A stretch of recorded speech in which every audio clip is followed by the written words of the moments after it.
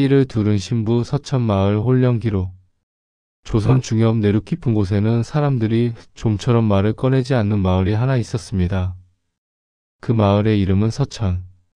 겉으로 보기에는 논밭이 넓게 펼쳐진 평범한 시골 마을이었으나 짐승조차 해가 지면 마을을 비껴걷고 바람도 깊은 밤이면 길을 잃은 듯 멎어버리는 음산한 땅이었습니다. 서천마을에는 오래전부터 전해 내려오는 금기가 하나 있었습니다. 붉은 띠를 두른 여인을 해질 무렵 마주치면 절대 고개를 들지 말라는 것이었습니다. 아이들은 이해하지 못했고 젊은 장정들은 허무맹랑한 소문이라 비웃었으나 나이든 이들은 정색하며 입술을 굳게 다물었습니다. 그 이유는 아무도 입 밖에 내지 못한 채 마을 끄트머리에 있는 낡고 검은 폐가에 묻혀 있었습니다. 그 폐가는 서천에서도 가장 오래된 집이었습니다. 처마 끝은 무너져 있었고 문짝은 바람만 불어도 스스로 흔들려 덜컹거렸으며 기단 아래에서는 한밤중에 누군가 발을 구르는 듯한 소리가 들린다고 했습니다. 오래전 그 집에는 이름난 양반 집안이 살았다고 합니다. 그리고 그 집안에 손녀 정화가 있었습니다. 정화는 미모와 지혜를 겸비했지만 혼례를 앞두고 사라졌고 며칠 뒤 발견되었을 때는 붉은 혼례띠를 목에 감은 채 싸늘한 시체로 발견되었습니다. 문제는 그 뒤였습니다. 정화가 죽은 지 사흘 후부터 마을 어귀와 산길 곳곳에 붉은 띠를 두른 여인이 나타나 살아있는 이들에게 모습을 비추기 시작한 것입니다. 사람들은 그녀를 붉은 띠 신부라 불렀습니다. 이야기의 중심은 서천으로 새로 이사온 한 가족으로부터 시작됩니다. 남자는 26의 청년 윤지우, 그의 어머니 남시부인 그리고 어린 동생 윤다온이었습니다. 지우는 서울 근처에서 학문을 익힌 선비였으나 아버지가 급작스레 세상을 떠난 뒤 살림이 기울어 외지로 내려오게 되었습니다. 관아의 소개로 서천마을의 서기 자리를 맡게 되었습니다. 문서를 분류하고 기록을 보관하는 역할이라 가난한 집안에는 고마운 직책이었습니다. 하지만 이사온 첫날부터 마을 사람들의 얼굴에는 설명하기 힘든 표정이 스쳤습니다. 서기라면 마을의 기록을 다루는 자리였습니다. 서천마을에 감춰진 기록 또한 그가 알게 될 운명이었습니다. 지우는 바로 그날 밤 어린 동생 다온에게 이상한 이야기를 들었습니다. 다온은 마당에서 누군가 손을 흔들었다고 했습니다. 빨간 띠를 하고 있는 누나였다고 했습니다. 지우는 어린아이의 장난이라 생각했지만 남씨 부인의 얼굴은 그 순간 하얗게 굳었습니다. 그녀는 다온을 끌어안으며 바깥을 향해 고개를 돌리지도 않았습니다. 지우는 그때 처음 느꼈습니다. 서천마을에는 말하지 않는 또 다른 공기가 흐르고 있었습니다. 며칠 뒤 지우는 관아에서 맡은 첫 업무를 시작했습니다. 서천마을의 오래된 문서들을 정리하는 일이었습니다. 그 문서는 묵은 곰팡이 냄새와 기름종이 특유의 축축한 감촉이 묻어 있었습니다. 첫 번째 문서를 펼친 순간 지우는 참지 못할 한기가 손끝을 스치는 것을 느꼈습니다. 문서에는 지난 30년간 이 마을에서 발생한 실종 사건이 기록되어 있었습니다. 대부분 밤에 일어난 사건이었고 대부분 처녀들이었습니다. 그리고 실종 날짜는 모두 특정한 날과 겹쳐 있었습니다. 정화가 죽은 날이었습니다. 문서의 마지막 장에는 붉은 먹으로 글자가 적혀 있었습니다. 붉은 띠를 두른 신부를 보거든 그 얼굴을 보지 말라고 했습니다. 보지 않으면 죽지 않으나 보고 따라가면 돌아오지 못한다고 적혀 있었습니다. 지우는 등골이 오싹해졌습니다. 그 문서가 단순한 전설인지 아니면 현실인지 구분할 수 없었습니다. 그날 밤 서기 방 창문이 누군가 두드리는 소리에 흔들렸습니다.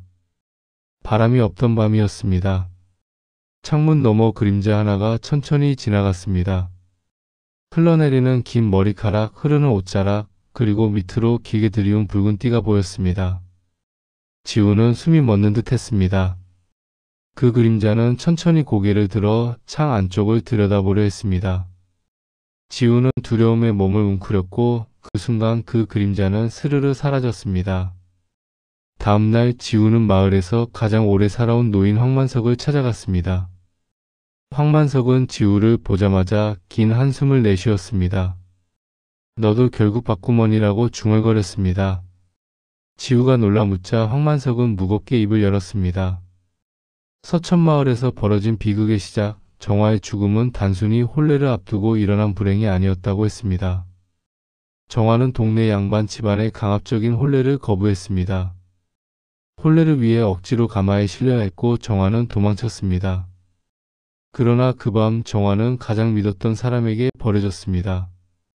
정화의 정혼자였던 장헌수가 정화를 배신한 것입니다. 헌수는 자신의 집안 체면을 위해 정화를 감금했고 정화는 결국 붉은 혼례띠로 스스로 목을 맸습니다. 그날 밤부터 매년 그날이면 정화의 혼령이 마을을 배회하기 시작했습니다. 황만석은 떨리는 목소리로 말을 이었습니다. 그 아이는 자신을 버린 자를 찾고 있다고 했습니다. 하지만 그 얼굴을 본 자는 모두 정화가 찾는 사람처럼 오해받고 끌려갔다고 했습니다. 지우는 그때서야 깨달았습니다. 정화는 헌수를 찾고 있었습니다. 죽은 뒤에도 혼례를 완성시키기 위해 그를 찾고 있었습니다. 그녀는 자신을 대신해 원혼을 끌어들이고 있었습니다. 그리고 마을에서 사라진 처녀들은 전부 정화 대신 혼례를 채워야 했던 희생자들이었습니다. 지우는 온몸에 소름이 돋는 것을 느꼈습니다. 황만석은 계속 말했습니다. 정화의 혼은 특히 젊은 남자들을 노린다고 했습니다. 헌수와 비슷한 나이, 비슷한 모습을 가진 자들이었습니다. 그들은 밤에 정화를 보면 홀린 듯 따라가게 되고 다시는 돌아오지 못한다고 했습니다. 지우는 자신이 바로 그 조건에 딱 맞아 떨어진다는 것을 깨달았습니다. 26 서울에서 학문을 익힌 선비 헌수와 같은 처지였습니다. 그날 이후 마을에는 더욱 두꺼운 안개가 깔렸습니다. 밤이면 마당에서 발자국 소리가 들렸고 지우의 창문에는 붉은 띠의 그림자가 자꾸 비쳤습니다. 지우는 밤마다 잠을 이룰 수 없었습니다. 눈을 감으면 붉은 띠가 목을 감아오는 듯한 환각이 보였고 귀를 막으면 누군가 자신의 이름을 부르는 소리가 들렸습니다. 어머니 남씨 부인은 아들의 창백한 얼굴을 보며 불안해했지만 지우는 아무 말도 하지 않았습니다. 그러던 어느 날 새벽 불길한 사건이 터졌습니다. 다온이 흔적도 없이 사라진 것입니다. 지우는 온 마을을 뒤졌지만 다온의 발자국은 서천의 북쪽 숲으로 이어져 있었습니다. 그 숲은 정화의 시신이 발견된 숲이었습니다. 그곳에는 혼례바위라고 불리는 붉기에 물든 바위 하나가 있었습니다. 전설에는 정화의 마지막 피가 그 바위에 스며들었다고 했습니다. 지우가 바위 앞에 다가가자 바위 틈에서 희미한 빛이 새어나왔습니다. 그리고 바위 뒤쪽에서 들려오는 낮은 울음소리가 있었습니다. 지우는 천천히 걸었습니다. 심장이 미친 듯이 뛰었고 온몸에서 식은땀이 흘러내렸습니다. 바위 뒤에는 새하얀 저고리를 입은 여자아이가 서 있었습니다. 다온이었습니다. 그 앞에는 붉은 띠를 두른 여인이 있었습니다. 정화였습니다. 정화의 얼굴은 보이지 않았습니다. 머리카락이 얼굴을 완전히 가렸고 붉은 혼례띠가 목에 감겨 아래로 흐르고 있었습니다. 정화의 목소리는 바람도 없는 숲에서 속삭이듯 들려왔습니다. 나는 돌려받아야 한다고 했습니다. 지우는 발이 굳어 움직이지 않았습니다. 정화가 천천히 다온을 뒤로 끌어당겼고 다온은 황홀한 표정으로 정화를 따라가려 했습니다. 지우는 마침내 정신을 차리고 다온을 끌어안았습니다. 그 순간 정화의 한기가 지우의 몸속으로 빨려 들어오는 듯 했습니다. 정화의 모습이 흔들리는 불빛처럼 서서히 요괴의 형체로 변했습니다.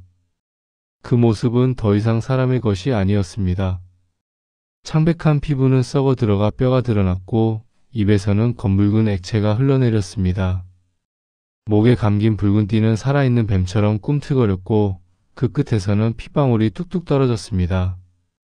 정화는 지우를 향해 손을 뻗었습니다. 그 손은 살아있는 사람의 손이 아닌 찬 얼음과 같았습니다. 손가락 끝에 손톱은 길게 자라 날카로운 발톱처럼 변해 있었고 그 아래서는 시커먼 핏자국이 배어나왔습니다. 정화는 지우를 보며 헌수를 떠올렸습니다. 넌 그 사람과 닮았다고 속삭였습니다. 분노와 슬픔이 뒤섞인 정화의 기운이 지우의 숨을 조여왔고 지우는 견딜 수 없을 만큼 가슴이 답답해졌습니다. 목이 졸리는 듯한 고통이 밀려왔고 눈앞이 하얗게 변하기 시작했습니다. 그때 갑자기 바람이 치며 어디선가 낯선 여인의 그림자가 나타났습니다. 그녀는 흰 소복에 푸른 비녀를 꽂은 또 다른 홀령이었습니다. 정화와 가장 친했던 하녀 세란의 혼이었습니다. 세란은 살아생전 정화를 지키지 못한 죄책감으로 죽어서도 정화 곁을 떠나지 못한 존재였습니다. 세란의 등장에 정화의 기운이 잠시 흔들렸습니다. 두 홀령은 눈부신 바람의 소용돌이 속에서 마주 보았습니다. 세란의 목소리가 숲을 가득 채웠습니다.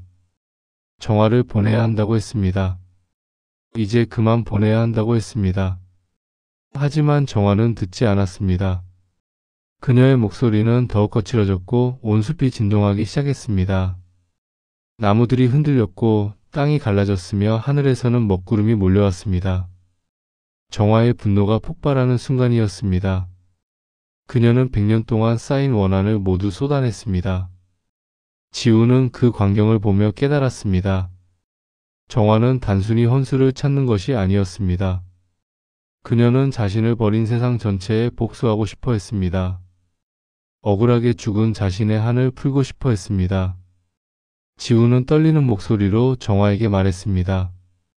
당신은 잘못한 것이 없다고 했습니다. 당신은 누군가에게 버려진 것이 아니라 누군가에게 사랑받아야 했던 사람이라고 했습니다. 정화의 움직임이 멈췄습니다.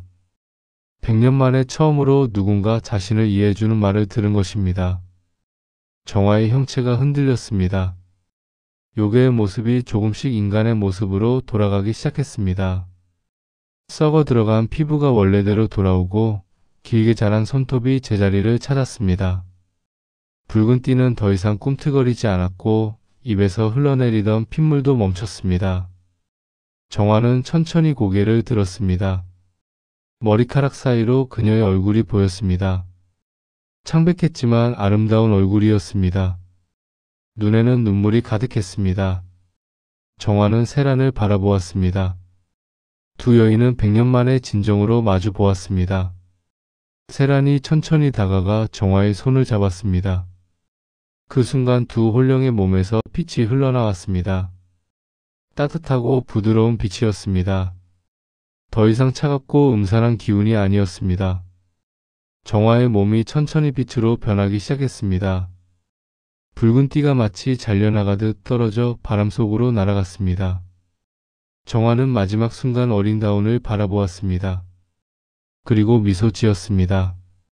슬프지만 평화로운 미소였습니다. 정화와 세란은 함께 빛 속으로 사라졌습니다. 정화의 붉은 띠가 사라지자 서천숲에서 흐르던 한기는 거짓말처럼 가라앉았습니다. 정화의 혼이 사라진 뒤 서천마을에는 더 이상 실종 사건이 일어나지 않았습니다. 다오는 며칠 동안 열이 났지만 결국 무사히 깨어났습니다. 하지만 다오는 그날의 기억을 전혀 하지 못했습니다.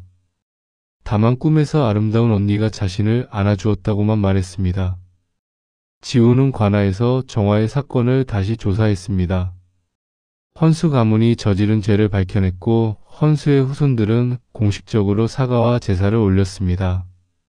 서천마을의 제당은 새로 정비되었고 정화와 세란의 영혼이 편히 잠들 수 있도록 사람들은 돌탑을 쌓았습니다. 하지만 이야기는 여기서 끝나지 않았습니다.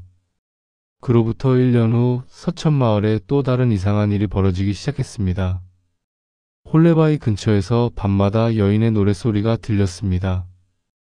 처음에는 정화의 혼이 다시 돌아온 것이라 생각했지만 그 목소리는 정화의 것이 아니었습니다. 더 젊고 더 맑은 목소리였습니다.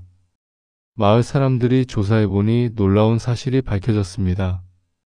정화가 죽기 전 그녀에게는 어린 여동생이 한 명 있었습니다. 이름은 정란. 정란은 언니가 죽은 후 슬픔을 이기지 못하고 병으로 죽었다고 전해졌습니다. 하지만 실제로는 정란도 헌수 가문에 의해 억울하게 죽임을 당한 것이었습니다. 정란은 언니의 죽음을 밝히려 했고 그것이 두려웠던 헌수 가문이 그녀를 독살한 것입니다. 정란의 혼은 언니와 달리 복수심에 불타지 않았습니다. 다만 언니를 그리워하며 홀레바위 근처를 떠돌고 있었습니다. 하지만 정란의 혼에는 독이 스며들어 있었습니다. 그녀를 죽인 독이 혼에까지 영향을 미친 것입니다. 밤마다 정란의 노랫소리를 들은 사람들은 이상한 병에 걸리기 시작했습니다. 온몸에 검은 반점이 생기고 피를 토하며 결국 죽음에 이르는 병이었습니다. 지우는 다시 한번 나서야 했습니다. 그는 무당을 불러 큰 굿을 올렸습니다. 무당은 신을 모시고 춤을 추며 정란의 혼을 불렀습니다. 북소리가 울리고 장구가 울리고 무당의 몸이 격렬하게 흔들렸습니다. 그리고 마침내 정란의 혼이 내려왔습니다. 무당의 입에서 나온 정란의 목소리는 어린아이처럼 순수했습니다. 정란은 울먹이며 말했습니다. 언니를 만나고 싶다고, 혼자 남겨져 외롭다고, 자신을 죽인 자들이 미워서 복수하고 싶다고 했습니다. 지우는 정란에게 말했습니다. 언니는 이미 평화를 찾았다고, 정란도 이제 언니를 만날 수 있다고, 복수는 아무것도 해결하지 못한다고 말했습니다. 정란의 울음소리가 점점 작아졌습니다. 그리고 마침내 정란의 혼도 빛으로 변하며 사라졌습니다. 언니를 만나러 간 것입니다. 그 후로 서천마을에는 진정한 평화가 찾아왔습니다. 더 이상 이상한 일이 일어나지 않았고 사람들은 안심하고 살 수 있게 되었습니다. 하지만 지우는 알고 있었습니다. 이것이 진짜 끝이 아니라는 것을. 어느 날 밤 지우는 홀레바위를 다시 찾아갔습니다. 그곳에는 정화와 정란 그리고 세란의 혼이 함께 있었습니다. 세 여인은 서로 손을 잡고 있었고 평화로운 미소를 짓고 있었습니다. 정화가 지우를 보며 고개를 끄덕였습니다. 고맙다는 표시였습니다. 지우도 고개를 숙여 절을 했습니다. 그리고 돌아서려는 순간 정화가 무언가를 말했습니다. 하지만 조심하라고 아직 끝나지 않았다고 경고했습니다. 지우는 놀라 돌아봤지만 세 여인은 이미 사라진 후였습니다. 지우는 불안한 마음을 안고 집으로 돌아갔습니다. 그리고 그날 밤 지우는 끔찍한 꿈을 꾸었습니다. 홀레바위 아래 거대한 구멍이 있었고 그 구멍에서 수십 명의 홀령들이 기어 나왔습니다. 모두 헌수 가문에 의해 희생된 여인들이었습니다. 정화와 정란만이 아니었습니다. 헌수 가문은 100년 동안 수많은 여인들을 해쳤고 그들의 혼은 모두 홀레바위 아래 갇혀 있었습니다. 정화와 정란이 떠나자 봉인이 약해진 것입니다. 지우는 비명을 지르며 깨어났습니다. 온몸이 식은땀으로 젖어 있었습니다. 다음날 아침 마을에서 또 다른 실종 사건이 발생했습니다. 젊은 처녀 하나가 밤사이 사라진 것입니다. 그녀의 방에는 붉은 천조각 하나가 남겨져 있었습니다. 지우는 깨달았습니다. 저주는 아직 끝나지 않았다는 것을. 지우는 급히 황만석 노인을 찾아갔습니다. 황만석은 지우의 얼굴을 보자마자 고개를 저었습니다. 노인은 이미 알고 있었습니다. 정화와 정란을 보낸 것이 오히려 더 큰 재앙을 불러왔다는 것을. 황만석은 떨리는 목소리로 말했습니다. 홀레바위 아래에는 70명이 넘는 여인들의 혼이 묻혀 있다고 했습니다. 모두 헌수 가문의 희생자들이었습니다. 헌수 가문은 대대로 권력을 유지하기 위해 무속을 이용했습니다. 처녀들의 혼을 제물로 바쳐 부귀영화를 누렸다는 것입니다. 정화는 그 제물 중 하나였고 정란 역시 마찬가지였습니다. 하지만 정화와 정란의 혼이 떠나자 나머지 혼들을 가두던 결계가 무너진 것입니다. 이제 70명의 원혼들이 모두 깨어나 복수를 시작할 것이라고 노인은 말했습니다. 지우는 전율했습니다. 70명의 원혼이라면 마을 전체가 위험했습니다. 노인은 계속 말했습니다. 원혼들은 헌수 가문의 후손들만 노리는 것이 아니라고 했습니다. 그들은 이 마을 모두를 원망하고 있다고 했습니다. 마을 사람들이 그들의 죽음을 방치했기 때문이었습니다. 노인은 한 가지 방법이 있다고 했습니다. 홀레바위를 완전히 파괴하는 것이었습니다. 바위를 파괴하면 원혼들의 근거지가 사라져 더 이상 이 땅에 머물 수 없을 것이라고 했습니다. 하지만 그러기 위해서는 누군가 제물이 되어야 했습니다. 살아있는 사람의 피와 혼이 필요했습니다. 지우는 망설였습니다. 누군가를 희생시켜야 한다는 것이 받아들여지지 않았습니다. 하지만 노인은 단호하게 말했습니다. 한 명을 희생시키지 않으면 마을 전체가 죽는다고 선택의 여지가 없다고 했습니다. 그날 밤 지우는 혼자 홀레바위로 향했습니다. 자신이 제물이 되기로 결심한 것입니다. 어머니와 동생을 지키기 위해 그리고 마을 사람들을 구하기 위해 그는 스스로 희생을 선택했습니다. 홀레바위에 도착하자 주변은 이미 원혼들로 가득했습니다. 수십 명의 여인들이 바위 주변을 둘러싸고 서 있었습니다. 모두 붉은 옷을 입고 있었고 얼굴은 창백했으며 눈은 텅 비어 있었습니다. 지우는 바위 앞에 무릎을 꿇었습니다. 그리고 자신의 가슴에 칼을 겨누었습니다. 그 순간 원혼 중 하나가 앞으로 나왔습니다. 그녀는 다른 원혼들보다 더 강한 기운을 뿜어내고 있었습니다. 이름은 소영. 헌수 가문에 의해 가장 먼저 희생된 여인이었습니다. 소영은 지우를 보며 비웃었습니다. 너 하나가 죽는다고 우리의 한이 풀리겠느냐고, 우리는 이 마을 모두를 죽일 것이라고 말했습니다. 지우는 떨리는 목소리로 대답했습니다. 그렇다면 무엇을 원하느냐고, 무엇을 해야 원한을 풀 수 있느냐고 물었습니다. 소영은 잠시 침묵했습니다. 그리고 천천히 입을 열었습니다. 우리는 단지 기억되고 싶다고 했습니다. 우리의 이름을 불러주고 우리의 억울함을 인정해주고 우리를 위해 제사를 지내주길 바란다고 했습니다. 우리는 폭수가 아니라 위로를 원한다고 말했습니다. 지우는 깨달았습니다. 원혼들은 처음부터 살인을 원한 것이 아니었습니다. 그들은 단지 잊혀지는 것이 두려웠던 것입니다. 자신들의 억울한 죽음이 아무 의미 없이 사라지는 것이 무서웠던 것입니다. 지우는 칼을 내려놓았습니다. 그리고 원혼들에게 약속했습니다. 70명 모두의 이름을 기록하고 매년 제사를 지내며 그들의 이야기를 후세에 전하겠다고 맹세했습니다.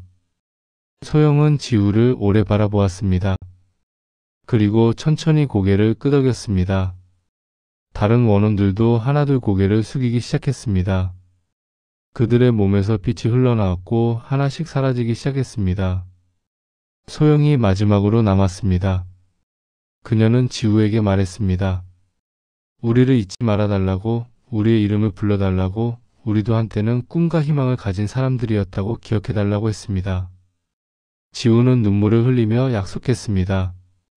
소영은 미소 지으며 빛 속으로 사라졌습니다. 모든 원혼들이 사라지자 홀레바위는 스스로 금이 가기 시작했습니다. 그리고 마침내 산산조각이 나 무너져 내렸습니다. 100년 동안 원혼들을 가두고 있던 저주의 바위가 사라진 것입니다. 그 후 지우는 약속을 지켰습니다. 그는 1년 동안 서천마을과 주변 마을을 돌아다니며 희생된 여인들의 이름을 모두 찾아냈습니다. 72명의 이름이 모였습니다. 지우는 그 이름들을 하나의 비석에 새겼습니다. 그리고 홀레바위가 있던 자리에 그 비석을 세웠습니다. 마을 사람들은 매년 그날이 되면 비석 앞에 모여 제사를 지냈습니다. 72명의 이름을 하나하나 부르며 그들의 명복을 빌었습니다. 그렇게 몇 년이 흐른 후 서천마을에는 완전한 평화가 찾아왔습니다. 더 이상 원혼이 나타나지 않았고 이상한 일도 일어나지 않았습니다. 하지만 가끔 밤이면 비석 근처에서 여인들의 웃음소리가 들린다고 했습니다.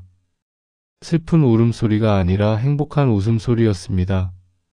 원혼들이 마침내 평화를 찾은 것입니다. 세월이 흘렀습니다. 지우는 장성하여 가정을 이루었고 아들과 딸을 낳았습니다. 그는 자식들에게 72명 여인들의 이야기를 들려주었습니다. 절대 잊지 말라고, 그들의 희생을 기억하라고 가르쳤습니다. 지우의 자식들도 자라서 자신의 자식들에게 같은 이야기를 전했습니다. 이렇게 이야기는 대대로 이어졌습니다. 조선이 무너지고 새로운 시대가 왔지만 서천마을 사람들은 여전히 비석을 지켰습니다. 매년 제사를 지내며 72명의 이름을 불렀습니다. 현대에 와서도 그 전통은 이어졌습니다. 비석은 문화재로 지정되었고 많은 사람들이 찾아와 72명 여인들의 이야기를 들었습니다. 사람들은 그들을 위해 꽃을 바치고 기도했습니다. 억울하게 죽은 이들을 기억하고 같은 비극이 반복되지 않기를 다짐했습니다. 하지만 이야기에는 숨겨진 한 가지가 더 있었습니다. 지우가 죽기 직전 그는 아들에게 비밀 하나를 전했습니다. 72명이 아니라 73명이었다고 말했습니다. 마지막 한 명은 비석에 이름이 새겨지지 않았습니다. 왜냐하면 그 여인은 아직 죽지 않았기 때문이었습니다. 헌수 가문은 72명을 희생시킨 후 마지막으로 한 명을 더 제물로 바치려 했습니다. 하지만 그 여인은 도망쳤고 지금도 어딘가에서 숨어 살고 있다고 했습니다. 그녀의 이름은 춘섬. 헌수 가문의 마지막 희생자가 될 뻔했던 여인이었습니다. 지우는 춘섬을 찾으려 했지만 끝내 찾지 못했습니다. 그리고 지우는 아들에게 경고했습니다. 만약 춘섬이 죽으면 그녀의 혼도 원혼이 되어 돌아올 것이라고, 하지만 그녀의 원한은 다른 72명보다 훨씬 강할 것이라고 말했습니다. 왜냐하면 춘섬은 유일하게 살아서 도망친 자이기 때문이었습니다. 그녀는 평생 두려움 속에서 살아야 했고 그 고통은 죽음보다 더 잔인했을 것이기 때문이었습니다.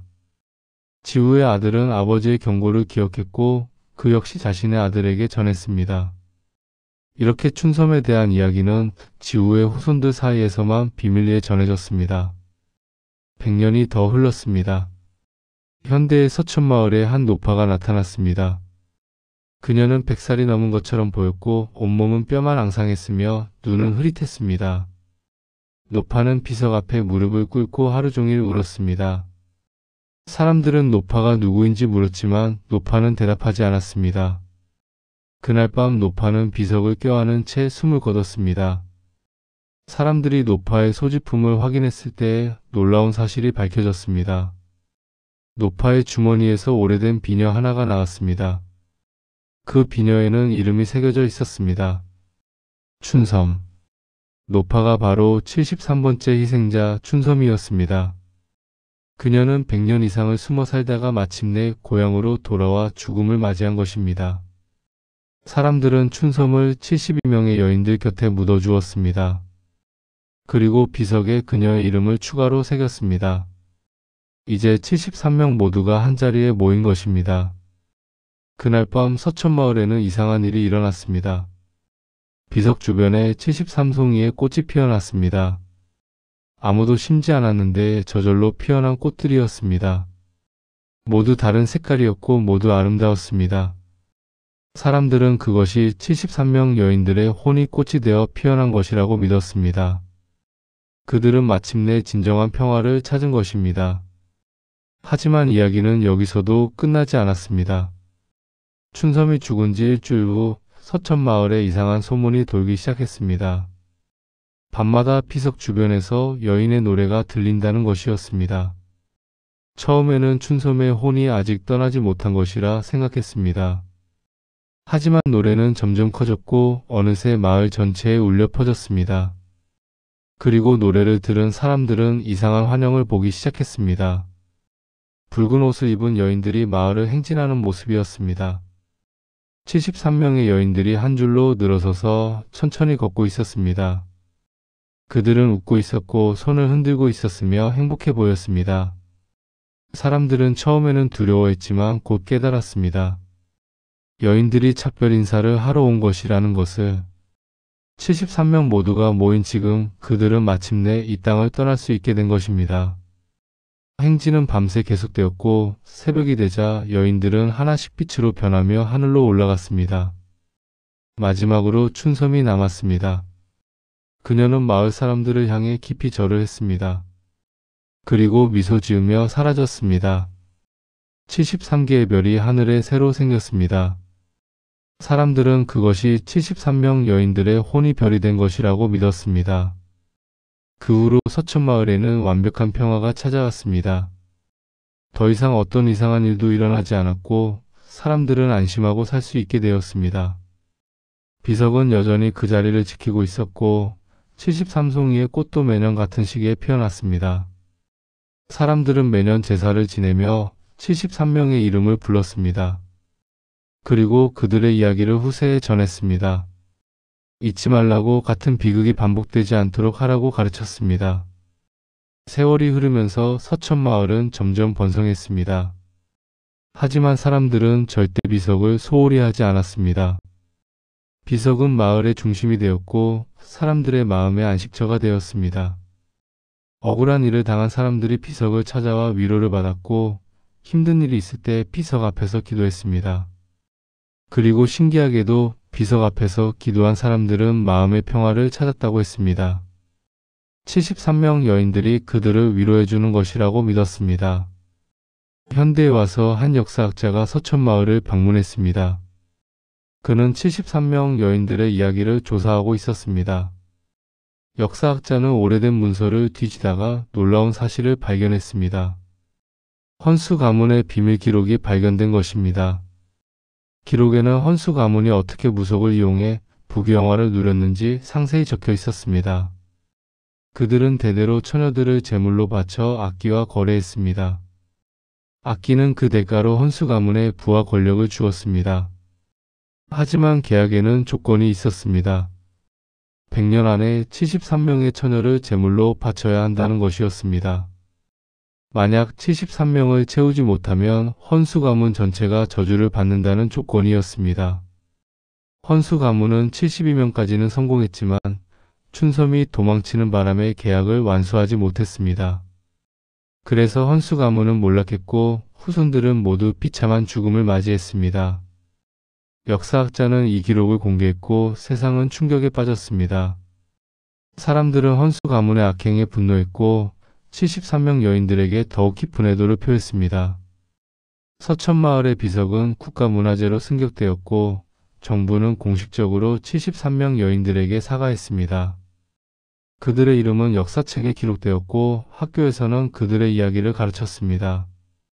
73명 여인들은 더 이상 잊혀진 희생자가 아니었습니다. 그들은 역사의 증인이 되었고 정의의 상징이 되었습니다. 지금도 서천마을의 비석에는 사람들의 발길이 끊이지 않습니다. 전국 각지에서 사람들이 찾아와 73명 여인들에게 경의를 표합니다. 특히 여성들이 많이 찾아옵니다. 그들은 비석 앞에서 기도하며 여성에 대한 폭력이 사라지기를 바랍니다. 그리고 73명 여인들처럼 억울한 희생자가 더 이상 생기지 않기를 기원합니다. 어느 겨울날 한 젊은 여성이 비석을 찾아왔습니다.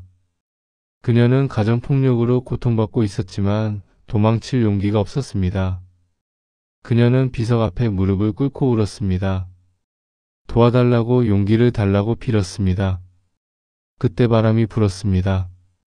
따뜻하고 부드러운 바람이었습니다. 여성은 그 바람을 맞으며 무언가를 느꼈습니다. 73명 여인들이 자신을 응원하고 있다는 것을. 여성은 눈물을 닦고 일어섰습니다. 그리고 결심했습니다. 도망치기로 새로운 삶을 시작하기로 결심했습니다. 여성은 다음날 쉼터로 피신했고 법적 도움을 받아 가정폭력에서 벗어났습니다. 그녀는 몇 년 후 다시 비석을 찾아왔습니다. 이번에는 감사의 인사를 하기 위해서였습니다. 그녀는 비석 앞에 꽃을 바치며 말했습니다. 고맙다고 덕분에 새로운 삶을 살 수 있게 되었다고 말했습니다. 바람이 다시 불었습니다. 마치 대답하는 것처럼. 이렇게 서천마을의 붉은띠 신부 이야기는 단순한 공포 전설이 아니라 희생자들을 기억하고 정의를 추구하는 이야기로 남게되었습니다. 밤길이 무서울 때 사람들은 생각합니다. 저 하늘의 73개 별이 우리를 지켜보고 있다고. 73명 여인들이 우리를 보호해주고 있다고 믿습니다. 그래서 이 이야기는 단지 무서운 옛날 이야기가 아니라 희망과 용기의 이야기가 되어 세월을 넘어 지금까지 전해지고 있습니다. 오늘 밤 당신이 하늘을 올려다본다면 73개의 별을 찾아보세요. 유난히 밝게 빛나는 별들을 찾아보세요. 그것이 바로 73명 여인들의 별입니다. 그들은 지금도 우리를 지켜보고 있습니다. 억울한 이들을 위로하고 약한 이들을 보호하며 정의를 추구하는 이들에게 용기를 주면서 부디 이야기를 기억해 주세요. 그리고 누군가에게 전해주세요. 73명 여인들의 이야기가 영원히 계속될 수 있도록, 정의가 언제나 승리할 수 있도록. 서천마을의 전설, 붉은 띠를 두른 신부들의 이야기. 이것으로 이야기를 마칩니다.